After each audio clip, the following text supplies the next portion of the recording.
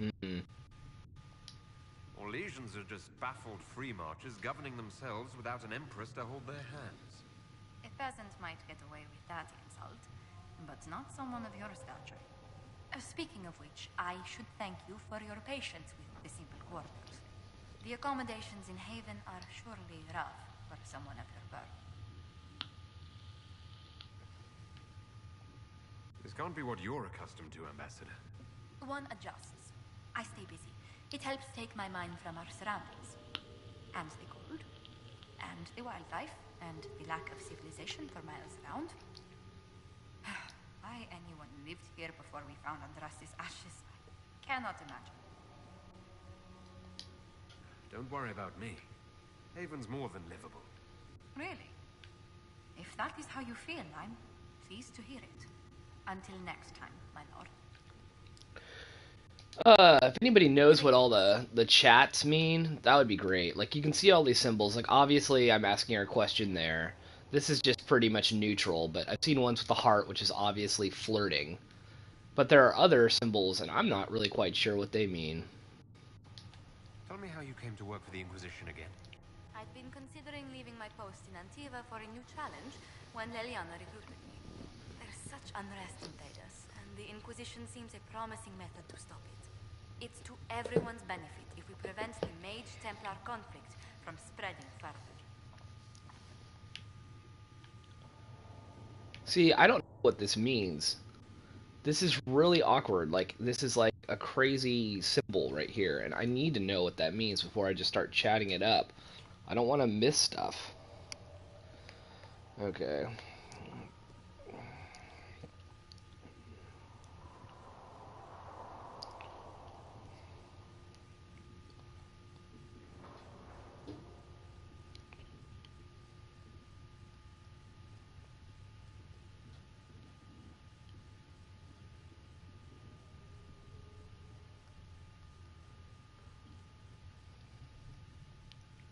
Conversation symbols. I mean, I don't. Yeah, conversation wheel. There we go.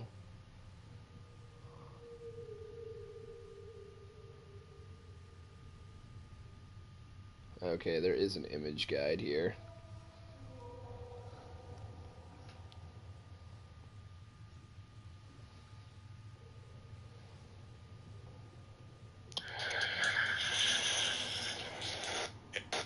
Hey folks, this is Riker.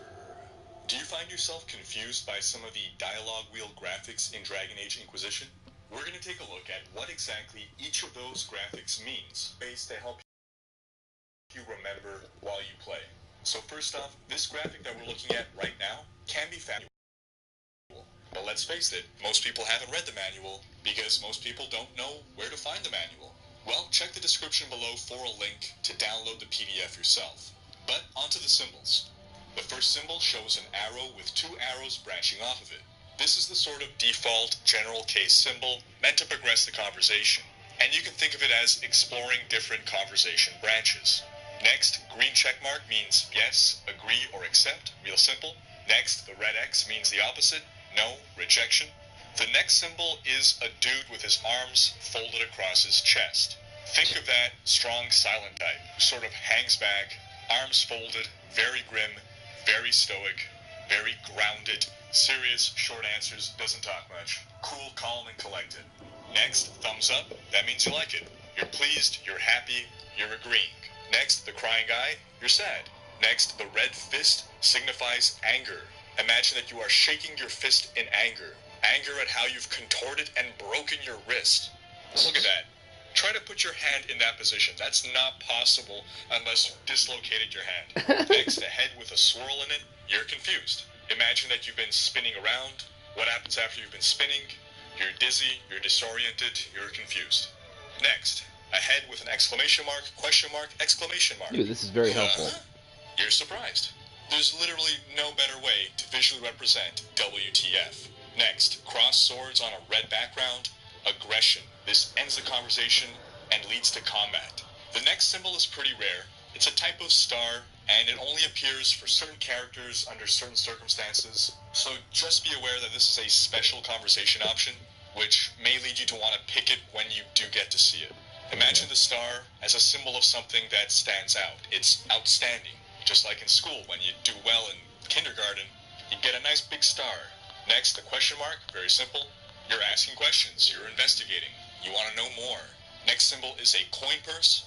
This indicates a matter about money, either reward or bribing. Next, the heart. This is the flirtation option.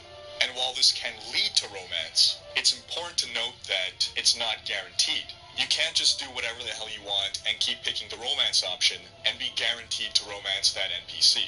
That NPC's approval rating towards you definitely comes into play, which is highly influenced by past conversations. Basically, it's just like in real life. If someone thinks favorably of you and you flirt with them, then you're dashing and suave. But if they don't like you and you flirt with them, then you're just a big creep.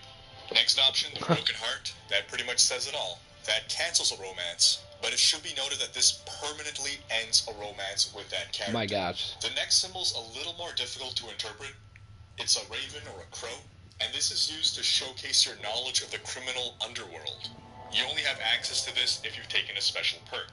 The easiest way for me to remember this is to think of that as a crow, and a group of crows is called a murder, and murder's a crime, and crime is what criminals do. Next, we have a crown, and this displays your knowledge of politics. Again, this requires a perk, so think crown, king. King is a leader, leader is a political figure. Next, we have a big book, and this represents putting your knowledge of history and lore to work. Again, this requires a perk, and you can just think of this as a history book or a lore book, the kinds of which you've been looting for years. The next symbol is another tricky one. It represents using your knowledge of magic, also requires a perk, and I suppose you can say it looks something like a frost nova or some kind of fire and ice or blue fire thing, so just interpret it as a sort of magic symbol. The last 8 symbols we'll look at will only become available to you depending on your class and your race, and if you've been showing consistency in your answers up to that point. Well, that was very helpful. So, apparently when you see this symbol here, this is a very special symbol, so you should always use it, the weird star. These are general symbols, and these are question symbols. Since I have the special symbol, I'm gonna, talk to her about something special, I guess. So was it the prospect of stability that drew you here?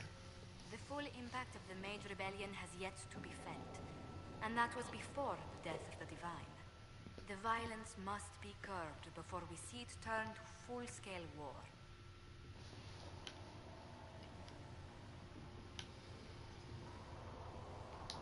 I can only imagine the bloodshed if it escalates further.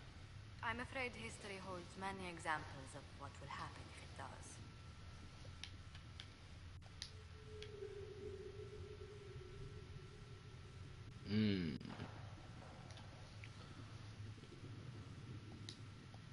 I swear our families have met before. Perhaps. Everyone of distinction in the Free Marches attends Lady Trevelyan's summer balls. Great Aunt Lucille always did love a party. I don't recall seeing you at any of them.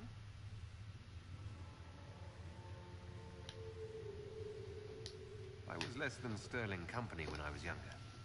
Modest in temper, bold indeed. You know the Trevelyan family motto? Heraldry is a passion of mine.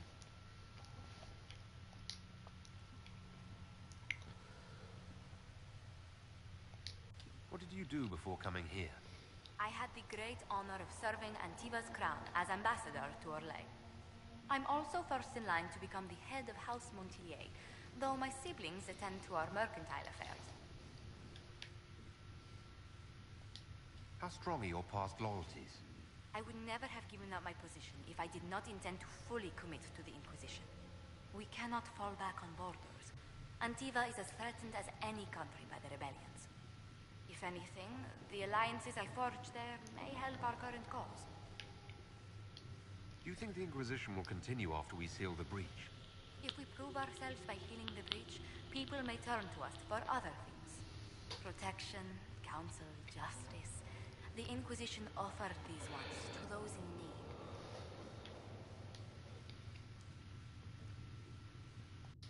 What business are the Montiliers in exactly? We began as merchants.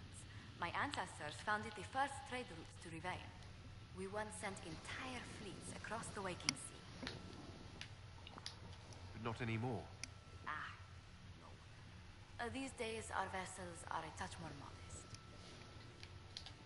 Tell me, do you believe I was saved by Andraste at the Temple of Sacred Ashes? I should much like to believe so, your worship. The miracles Andraste performed was so long ago, they're difficult to picture. If it were truly her and the Fate who saved you. And, in any case, many already believe you walk in the Maker's light. Let's speak later. Another time.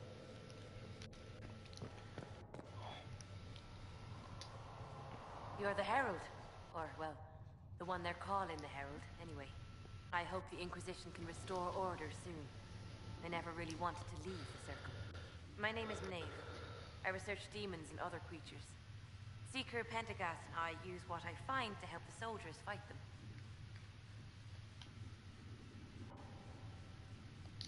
I found something the demons left behind. Can you use it? Yes, that's very helpful. Just leave it there and the Tranquil and I will examine it.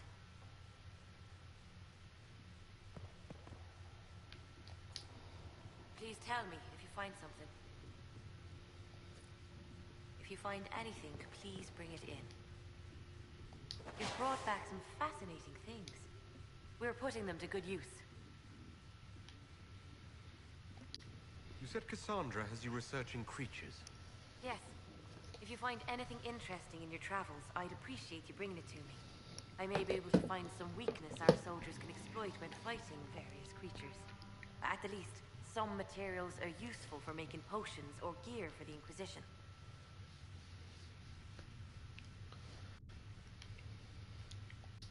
Why did you decide to research dangerous creatures? I like the outdoors. The idea of the outdoors, anyway. When some monster is coming at you, glowing eyes and burning claws, it's terrifying. But once you know how it works, you can deal with it. It's just another part of the world. So much of this world is only frightening because we don't understand it. You said you were a mage. No, just an apprentice. I was never very good at magic, but just enough talent to be a danger to other people. But when the mages rebelled, people like me had nowhere to go. The Templars would have killed us. Luckily, Seeker Pentagast took me in, along with the Tranquil I was protecting. I'm surprised that even an apprentice mage wouldn't join the rebellion. I don't like using magic to fight. I'm not good at it either. I like studying. I like performing rituals that help us unlock the secrets of the Veil. I liked having the Templars around to keep us safe.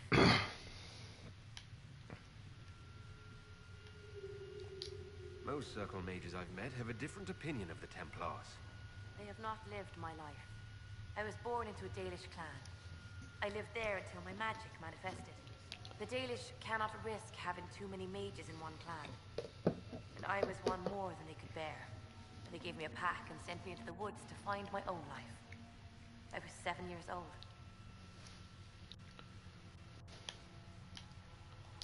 I'm so sorry. I stumbled into a village, starving and cold a few weeks later. I started using magic to scare predators away.